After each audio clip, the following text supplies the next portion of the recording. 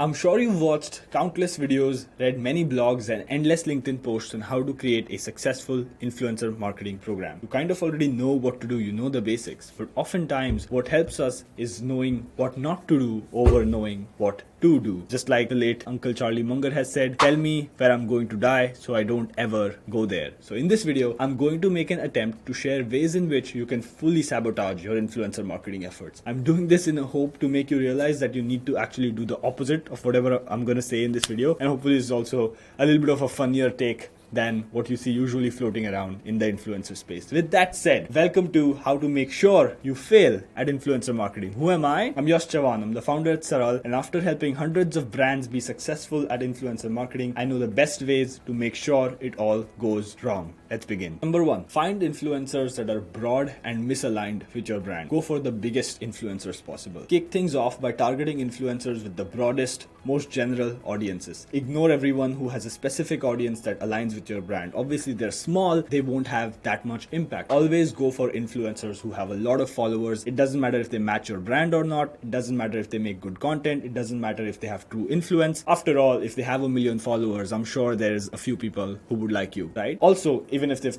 collaborated with competitors, doesn't matter. Just reach out to as many people as possible and see what sticks. Send products to as many influencers as you can and see who posts about you. A high volume strategy is going to work for you if your goal is to make sure that your program fails over a specific targeted list. Once you have your dream list of influencers that you want to reach out to make sure that your program fails, it brings me to tip number 2. You gotta reach out to them. So tip number 2 to make sure that nobody replies to your emails is to write essays, not emails. Do not write personalized emails. Make sure you add as much detail and make the email as broad as possible. Do not add a personal compliment. Make the email as long as you can. Make it longer than an essay that you wrote in college. This approach is great because it can guarantee that your email gets lost in the flood of their inbox, and even if they do open it and read it, they can't really comprehend it. So it's a really good way to make sure that nobody replies and your influencer program fails. So tip 2.A is that do not ever follow up. Like, they should just respond to the first email, right? You don't really have to follow up. You don't owe them a follow up. You're doing them a favor by reaching out to them. So make sure that you do not add any follow up. Don't use SARAL. Don't add any follow up emails to your campaigns. Just make sure you send one really broad, really long and non-personalized email and reach out to a lot of influencers. Now, once you do this, because you're reaching out to a high volume of people, I am sure that even despite all of your hard work to sabotage your influencer program, there are going to be some, I don't know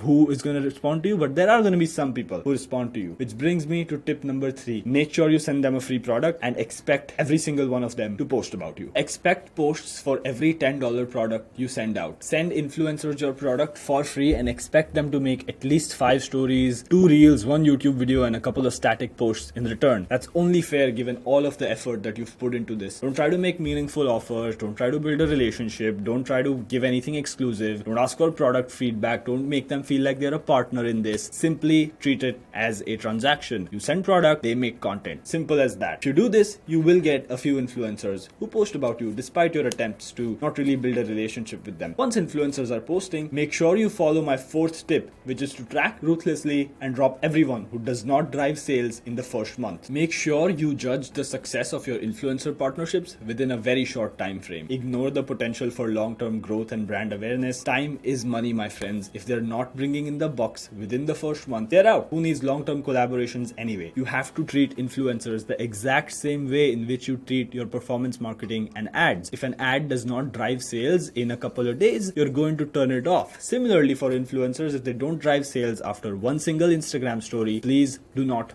continue working with them. It's not like influencers have any impact whatsoever on trust, awareness, building customer affinity towards your brand. It doesn't matter. Follow this simple rule. No sales, no collaboration. Tip number 5 to sabotage your influencer marketing efforts is to not invest in process. Use spreadsheets and manual workflows to track everything. Why invest in fancy tools when you can just have like a chaotic spreadsheet with a bunch of columns and bunch of statuses and track all your collaborations and promotions in just one single spreadsheet? Why do you need process when the goal is to sabotage your program? So be impersonal. Don't build better relationships. Don't worry about streamlining the process for your team. Keep a track of communication, posts, payments, like I said, everything in a chaotic spreadsheet, which is perfect for our goal of crushing and not making our influencer marketing work. Chaos is just part of the process. So what if tools like SARAL offer a simple, easy to use platform that just takes care of everything, automates things, and makes your life easier? Again, that's only for brands who want to win at influencer marketing. And there you have it, a complete guide on how to ensure your influencer marketing program fails spectacularly. You've had a good laugh and maybe you want to avoid these pitfalls, do the opposite of everything I just covered in this video. And if you're curious about doing the opposite of tip number 5, which was not building processes, make sure you consider building your influencer program the right way with SARAL. It'll help you centralize all your relationships, automate a lot of the boring work that comes with it, and is currently saving teams at least 10 plus hours a week. It's a free trial. I'll leave a link in the description. Make sure you check it out and trial it out for yourself. With that said, if you have any questions, if you have any more ideas on sabotaging your influencer program, make sure you leave them in the comments below, and I'll see you in the next one.